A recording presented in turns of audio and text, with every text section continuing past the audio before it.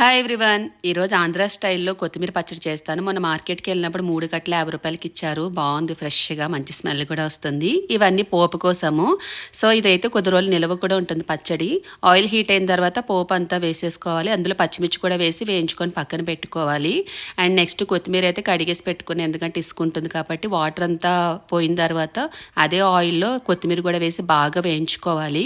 అయితే కొంచెం ఆయిల్ ఎక్కువే పడుతుంది.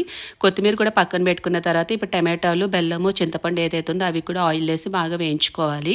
సో ఇవి ఇందాక వేయించుకున్న పోపు, తర్వాత కొత్తిమీర. టమాటో వేగిన తర్వాత కావాల్సినంత సాల్ట్ కూడా వేసి అందులో కొంచెం వాటర్ వేసి ఉడికించుకొని పక్కన పెట్టుకోవాలి. ఇందులో ఇట్లా మిక్సీ పట్టుకోవాలి. రోట్లో అయితే మంచిగా వస్తుంది పచ్చడి, టేస్ట్ కూడా బాగుంటుంది. మన దగ్గర లేదు కాబట్టి మిక్సీలో ఇట్లా అయితే అది నిలవ ఉంటుంది గట్టి పచ్చడి. ఇది కొంచెం వచ్చి నేను దోశల కోసం పక్కన పెట్టాను. లాస్ట్లో వాటర్ వేసి ఇడ్లీలో కానీ, దోశలో కానీ, రైస్లో కానీ చాలా బాగుంటుంది. ఒకసారి అయితే ట్రై చేయండి, సూపర్ ఉంటుంది.